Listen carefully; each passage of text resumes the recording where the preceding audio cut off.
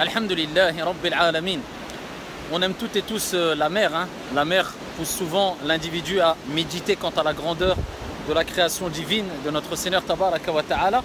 Mais souvent la mer nous rappelle un hadith qui mérite méditation. Ce hadith il est connu et rapporté par Al-Bukhari ou Muslim fi Sahihain, dans les deux recueils authentiques de Al-Bukhari ou Muslim. Le prophète alayhi salatu wassalam nous a dit: celui qui dit 100 fois par jour, celui qui dit 100 fois par jour, Subhanallahi wa bihamdih, ce qui veut dire, traduction vraiment approximative du sens, pureté et louange à Dieu. Donc celui qui dit cette parole-là 100 fois par jour, notre Seigneur Tabaraka wa Ta'ala lui pardonnera tous ses péchés, même s'ils étaient comme l'écume de la mer. L'écume de la mer, eh bien c'est cette sorte de mousse qu'on retrouve dans la mer, à une quantité, si on peut utiliser l'expression, indénombrable, immense.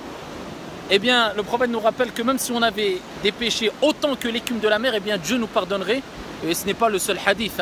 Il y a plusieurs hadiths où le prophète nous rappelait que si vous dites tel dhikr, tel rappel, vous faites telle action, eh bien Dieu vous pardonnera tous vos péchés, même s'ils étaient comme l'écume de la mer.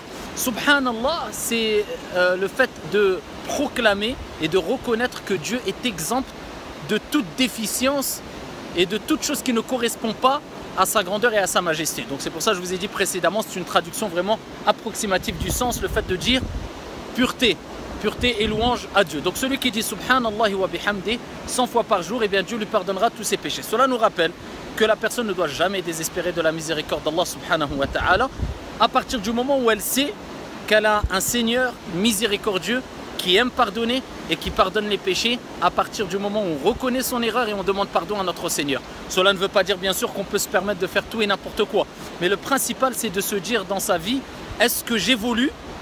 Est-ce que quand je glisse, quand je fais une erreur, je me repens, je me relève et je vais de l'avant? Si oui, eh bien alhamdulillah, la louange est à Dieu, on est sur le droit chemin. Car tout enfant d'Adam, tout enfant d'Adam, eh bien fait des erreurs, fait des péchés. Le principal c'est de sentir qu'on évolue et que quand on glisse, quand on fait une erreur, on se relève et on combat son âme instigatrice au mal. À partir de ce moment-là, sache que tu es dans un grand bien, il ne faut jamais désespérer de la miséricorde de ton Seigneur. Et sache ici que tu as un Seigneur qui aime pardonner et qui pardonne. Que Dieu vous préserve et que Dieu vous accorde la félicité.